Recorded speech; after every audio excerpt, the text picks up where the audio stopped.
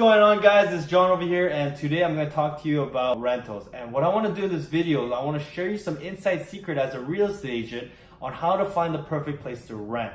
What I'm also going to do is I'm going to share you tips and tricks to help protect you when signing that contract with the landlord. So before I begin with my video, guys, it would mean a lot to me if you guys could subscribe to my video below, hit that button, make sure you subscribe, and stay tuned with my channel.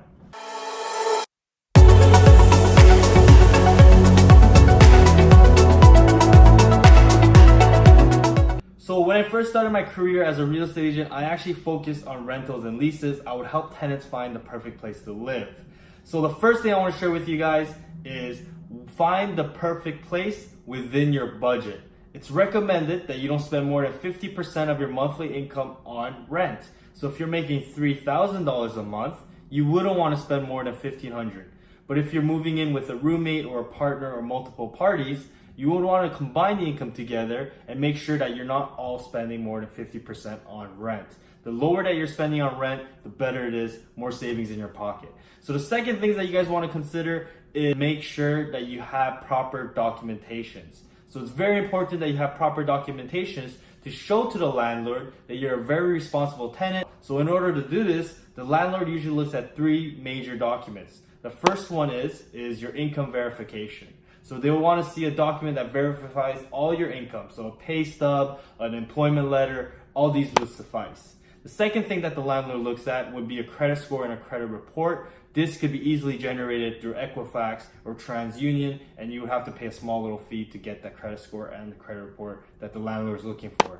And the third thing is references. Make sure you have great references who will put in a good word for you guys so that the landlord will be more appealed to have you as a tenant. So these are the three documents that you want to focus on. Make sure they're all in good standing order.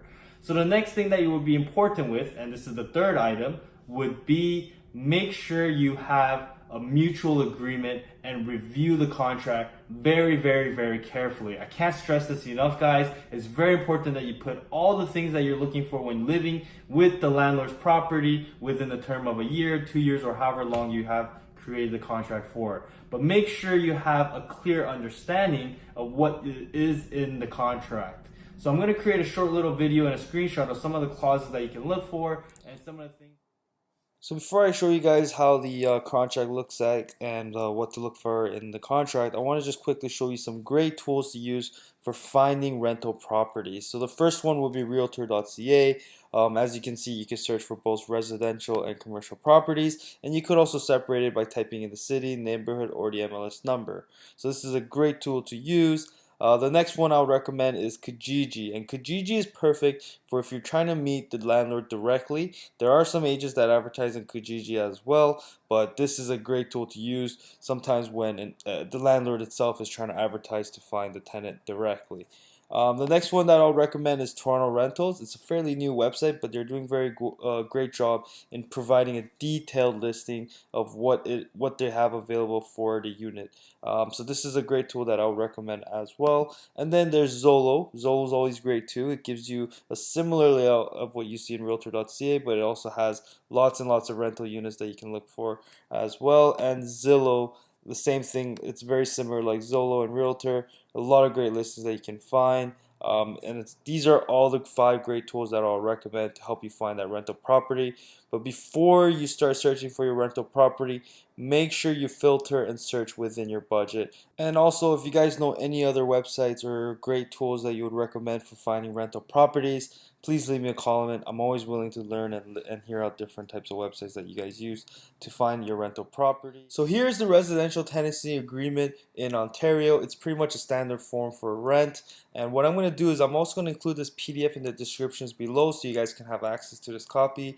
But pretty much I'm only going to go through this standard form of lease. I know agents, we use different types of lease agreements, but for now I'm just going to go through the Ontario's residential tenancy agreement and just to quickly go over some of the things that you want to look out for. So the great thing about this PDF is that you are able to make edits and write directly through the PDF file electronically, and it has everything straightforward. Couple things that you want to look at is first the term of the tenancy agreement. You want to know exactly when you will be moving in or having possession of the unit, and also when it will be ending and how long the term will be for.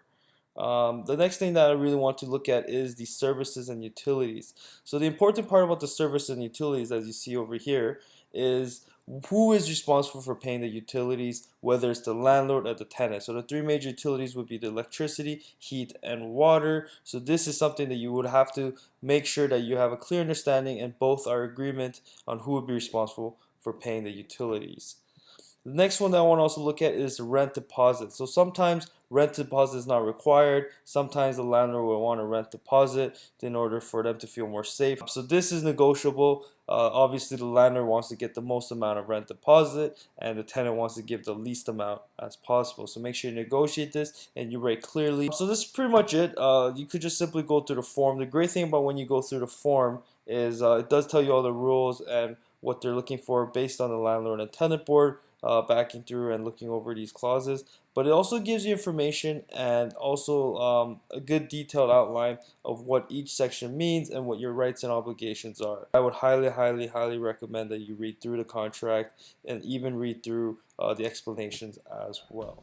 So lastly, the fourth thing is have great communication. Talk with your landlord, be open. Let him know your concerns, your problems, or even anything that's going on within his property. It's always great to have great communication with the landlord so that you can be able to have an open relationship and be able to get problems solved when they arise. As a landlord myself, I always love it when my tenants let me know what the problems are within the house, whether it's small or whether it's big.